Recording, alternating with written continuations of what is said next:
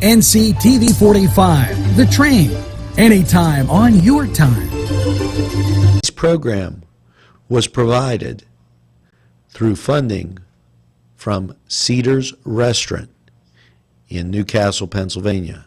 A special thanks to Cedars, featuring Middle Eastern, Italian, and American cuisine. Screen Printing Newcastle is the place to go for signs, shirts, hats, vinyl lettering, embroidery, magnets, vehicle lettering, banners, window decals, and they can put your design on many items. They have decals for vehicles and signs for all your advertising needs. Great selection of sizes and styles of regular or glitter t-shirts. R&A can iron on a logo while you wait and can do any school logo. R&A Screen Printing, 1217 Moravia Street, Newcastle, open Monday through Friday, 9 to 4. Call 724-652-2240. Today's program was furnished by a grant from the Beanery Depot and Deli, featuring coffee, made-to-order subs, and snacks. The Beanery Depot and Deli in Mahoningtown.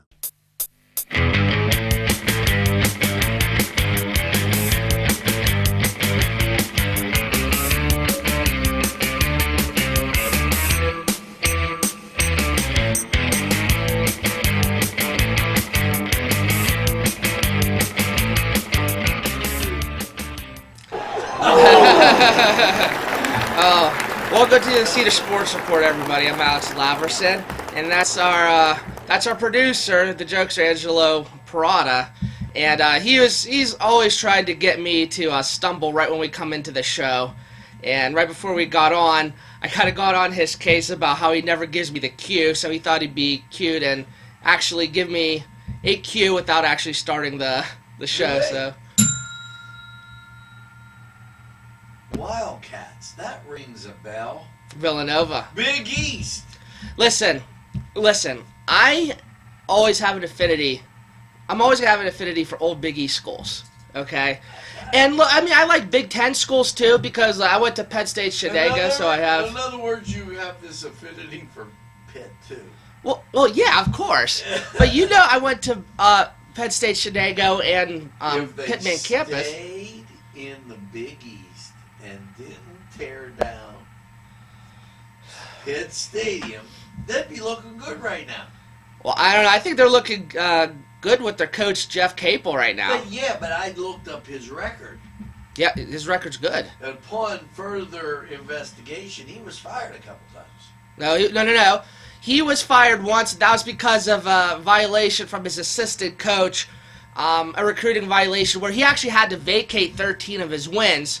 So if you put those 13 wins back in his on his resume, it's even more impressive.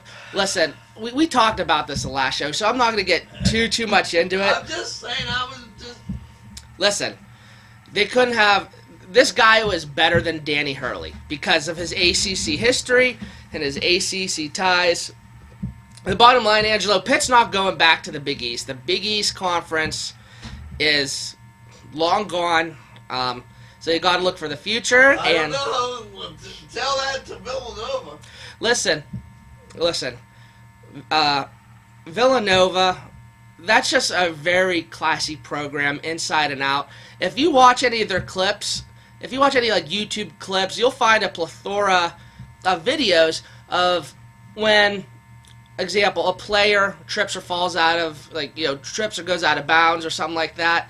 The players all rush over to the side and pick them up, things like that. It is a very well-coached, classy team and a very well-coached and classy program. So I'm happy for the Villanova Wildcats, and not just because they were a former Big East school, but I guess I'm gonna kind of miss Sister Jean though. That was probably the bright spot of the tournament. Although some people really hated her, or really hated the publicity she was getting. I don't see why anyone would actually hate, her or get upset that she's, being publicized so much. But it was a good story. And honestly, even though I'm happy Villanova would have won, I wish Loyola would have came out at the NCAA tournament champions. But when Loyola found out that they were in the big dance, do you know what they said? What they said? Oh, it's Gene, the dancing machine. Oh, From yeah. the Gong Show days. Yeah, I'm sure exactly what they said. But Angelo, That's the way of getting you up. yeah, you do. You know, but Okay. but Angelo, I gotta say Can that. Alabama beat Cleveland Browns? No, I wouldn't go that far. Well, I don't know. Honestly, you know, That's like if a tree falls in the forest, does it make a sound? So yeah, one of those. One of those comparison That things. was But one of those things that was on topic the other day. well, no, I still think if I still think it's a long shot for a college team to beat a pro team. You know what I mean? Are the Browns a pro team? Not by much. Not by much. I wonder who would win the. What was it 2008? The Lions went 0-16. So I think that was the year. I might be wrong.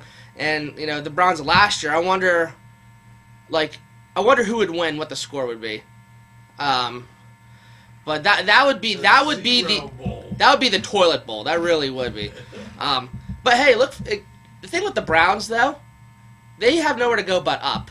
They signed Tyrod Taylor. They got Jarvis Landry. Not saying those two additions are gonna, you know, make them some great, wonderful team, but at least, you know, they're trying. It's almost they're almost like cute and pathetic at the way. It's like the Browns. It's like, oh, look at them try. You know what I mean? They're so cute. They're trying. You know, they could do it. Go ahead. But honestly, though, I think what actually is upsetting me right now in the NFL world is Le'Veon Bell. He tweeted, what did he tweet? He posted a picture of himself saying it's hard to be a villain, or it's hard to be a hero when the city portrays you as a villain, or something along those lines. And it's like, dude, shut up. Okay? Here's the deal. Everyone knows how good Le'Veon Bell is. If you're a pro player, you have to understand that in the media, you're going to have your fair share of fans, and you're going to have your fair share of, you know, critics. And, you know, it's a business. It comes with the territory. I just hate when pro athletes who should know what they're in, you know, complain about how they're portrayed. But we'll talk about that more in the second segment. And now a word from our sponsors. Hey, Angelo Parada here for Croakers, Kegs, and Corks. And if that's not a mouthful, nothing is. But when you need a mouthful of that special brew, it's Croakers, Kegs, and Corks. You know, nothing tastes better than when you make it yourself. And I do some of that brew myself quite often. I like doing it. It's a great hobby, and it's something you can do. Croakers, Kegs, and Corks, located right in Union Township. Give them a try. This program furnished by the MAD Unit, Mobile Auto Detailing. See Michael Sad at themadunit.com. Funding provided by Main Street Clothiers and Tailors, Washington Street, Newcastle. Welcome back to the Cedars Sports Corner, everybody. And just to kind of continue talking about what we were discussing in the first segment, I guess what I'm saying, and Angelo, you tell me if I'm wrong, if you're a pro athlete like Le'Veon Bell, what are you doing complaining and crying about what the fans think of you? You should know that comes with the territory of being a pro athlete. And he should realize that if he's going to hold out, that's going to upset a lot of people.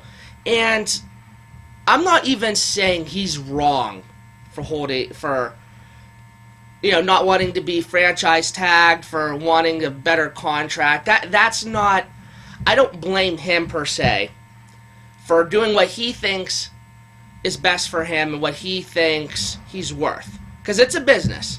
At the end of the day, it's a business. I just hate when athletes cry and complain about it. And when athletes make things public. And, remember Antonio Brown? after the Patriots AFC Championship Yeah. loss 2 years ago, was streaming footage from the locker room. Yeah. And, I gotta forgive me, I'm kind of having a brain fart. There was also that, I think there was an incident, too, where he did that, too, with Facebook, and Mike Tomlin was calling the Patriots a bunch of a-holes. I don't know if that was the same incident or what, but the bottom line is, I don't know why athletes have to, take to social media and make their problems public. Maybe they're just not thinking at the time. Maybe there's really no real, bad intentions with it. I just think it's very dumb. And as far as Le'Veon Bell goes, the prime lifespan for running backs is only a few years. So, good. Now,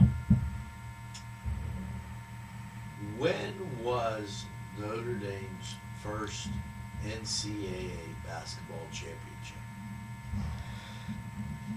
We're talking Le'Veon Bell and the Steelers right now, man. But The bell rang. jeez, oh man, fine. When was their first NCAA tournament? Championship. Did they even win a basketball championship? Notre Dame girls win the basketball championship in the big dance this weekend. Oh, And, okay. I'll be rooting for them. To the girls. Listen, I'll be rooting for Notre Dame. Who are they playing? UConn? They played UConn. They beat UConn. They beat UConn. Beat Mississippi. They got the trophy. The trophy is in South Bend. So this is the NCAA championship then. They won it. Oh, so Notre Dame, because I haven't been following, obviously. The day before Villanova.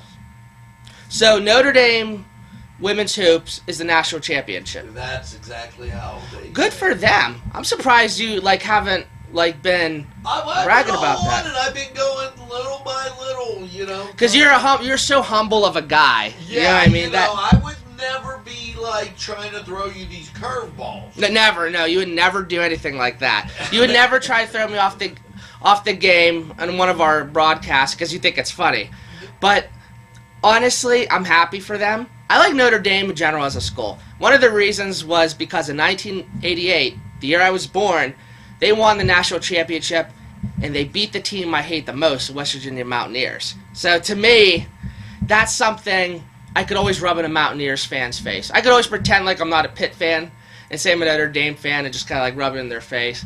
But with all seriousness, though, I think college sports in general is better when Notre Dame is good. And how about Penn State winning the NIT championship? Yeah. So, in basketball and football, basketball they had 26 wins, in football they had 11 wins. That was that was a great year for them. And even though Penn State didn't make the NCAA tournament, I think winning the NIT championship Is just as important. Is just as it could be just. Nah, you know what? Because I would put Pitt against Villanova on a neutral court. No. Or I would put Penn State against somebody on a neutral court, and they could have won the first 2 or 3 games of the. Well, yeah, no, I definitely, obviously, I think they would have been a pretty good tournament team. I guess what I'm trying to say is, let me ask you this: do you think it's more impressive to win the NIT championship or to make the NCAA tournament in the first round and lose? What would you rather choose? I'm an NIT guy. Okay. I don't like the NCAA tournament because I don't like the way it's set up. How would you set it up? You win your conference, you're in. Oh, yeah, your conference, you're out. We talked about that, yeah. Yeah, it makes no sense. Nothing else makes any sense because the fact that Loyola and Villanova were 2 of the Final 4, and nothing against those 2 schools, you've dumped on a lot of small schools that could have been in the dance. Well, I give everybody a chance, and the money spreads out, and when the money spreads out, everybody comes equal. Right, I mean, I think I like the NCAA tournament in general, because I like March Madness. I think it's entertaining. I like filling out the brackets. You can fill out the brackets for the NIT. Well, yeah, I know, but I'm saying I guess the only thing I would maybe change is if you're going to get an automatic bid to the NCAA tournament, I'd have it be the regular season conference winner instead of the tournament conference winner, and we talked about that before. Well, then the conference winner loses in the little tournament. Well, I'm just saying, like, in terms of making the tournament, don't you think it's more impressive to win your whole regular season conference than it is just for one tournament? Happened. Here's what happened. I'm not saying anything was fixed, but here's what happens. I win the conference championship in the regular season. Now we have a tournament. Oh, I lose. I get upset by P. Dunk U. Now P. Dunk U is in, and that throws this good team out of the tournament. No, I see what you mean. I see what you mean. But now Our sponsors would like us to take a break, so how about a word from them?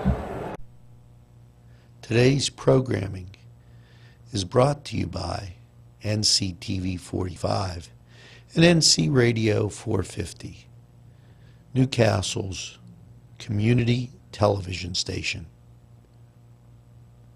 This program furnished by Sporting Goods, 23 East Washington Street, Newcastle. Call 724-658-2535. These fine businesses provided funding for this program. Gatherings, Town and Country, and On Target. Welcome back to the Cedars Sports Corner, everybody. And Angela, we've been talking college sports here for the past few weeks, but how about we talk a little pro baseball? And man, I don't think this is going to last long. I don't think any... Did you hear about Roger? I'll go with it. No, what about Roger? He's jolly. He's jolly. Roger Jolly. Man, that was clever. Yeah. He's the Roger Jolly. Yeah, well, here's the thing, though.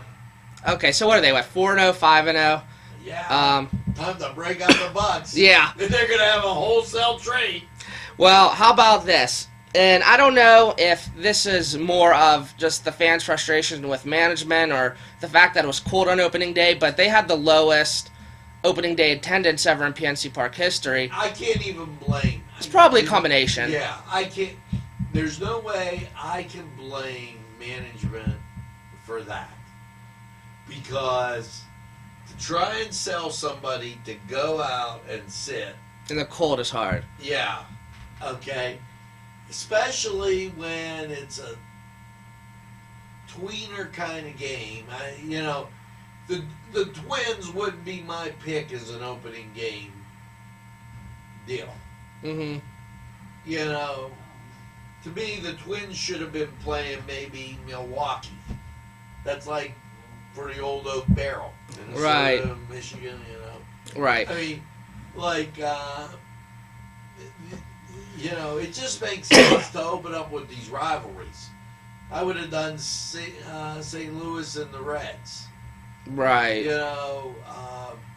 Houston and the Texans. Okay. Uh-huh. Probably. Wait, Houston and who? Houston and who? Houston Astros and the Rangers. Yeah, I thought you said Houston at the Texans. I know what you meant. But the O's, okay, if you would, are probably Pittsburgh's biggest rivals unless you're going to pair them with Washington. And if you're going to pair them with Washington, then you got to do the two New York teams, and then or New York Mets and Philly, and then you got to put the Yanks with Boston. And Pittsburgh's kind of the odd man out unless you put them with Cleveland. Right. Well, what do you think one of the bright spots of the Pirates have been so far? Would you say Tyler Glass now? Seems like he might be coming to form. I think their commercials are pretty good. See, you won't give any... I'm not giving them any credit. You know why?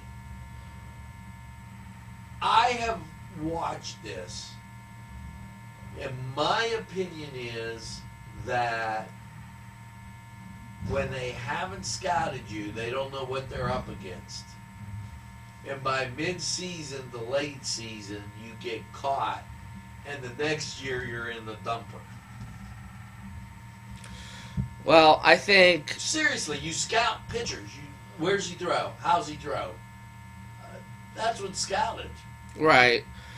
You know, I think the saddest thing, too, is even though the Pirates are on, the 4 or 5 game winning streak or whatever, I haven't lost a game yet, no Pirate fan is expecting this type of... No Pirate fan is expecting them to actually... Make it to August. Yeah. they know, okay, we're just like, forget September. Yeah. Forget October. Nobody expects them to make it to August. Maybe June. Well, yeah, I think now it's like, okay, so what, they're 5-0 now, so probably next week they probably be, 5-15. There's going to be no optimism. I honestly think the Pirates could, I mean, obviously this isn't going to happen, go undefeated up until middle of July. I don't think any Pirate fan would still get excited. I think every Pirate fan would be like, no, okay, that just means they're going to lose the rest of their games. You're right. You know what I mean? So it doesn't matter, and I don't really blame them. You know, obviously, they're not going to go undefeated up until then. But the point is, even if they were, that's just the mentality of Pirates baseball fans, and I don't blame them. And it's a shame, because I think Pittsburgh is a baseball city, too. Of course, you know, it's a football city. But before it was a football city, I think it was a baseball city. And, man, what a beautiful stadium. And, you know, I'll watch them on TV, but I don't... Oh, jeez. What? What about the Pens? What about them? It's a hockey town. They're only a game out for first place behind Washington, a point back. But see, it's like the Pens now are, I feel like, the standard for the 3 sports teams in Pittsburgh. Right now, they're at the top because they've won back-to-back Stanley Cup championships, and we are so fortunate to have Sidney Crosby and Evgeny Malkin, and it's just, right now, Sidney Crosby, I think, is the king of Pittsburgh.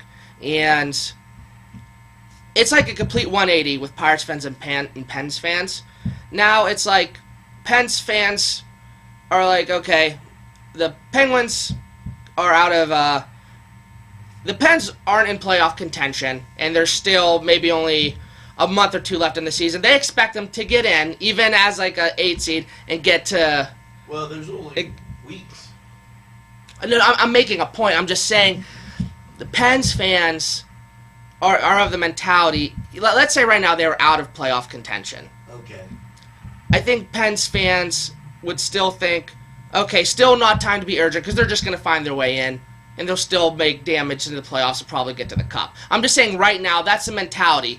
The Pirates and the Penguins are just, their fan bases are just complete polar opposites. So optimistic with the Pens that, again, they could be losing all their games, and then they find a way to make it into the playoffs. And the Pirates could be winning all their games, and Pirates fans think they're just going to lose the rest of their games and get under 500. I'm just saying, it's funny. And they're both, these fan bases in the same city, and both organizations, Pens at the top, Pirates in the gutter. It's a crazy feeling right now for your overall Pittsburgh fan in the City of Champions. But let's go Pens, and until next time, everybody, I hope all of you have a wonderful week.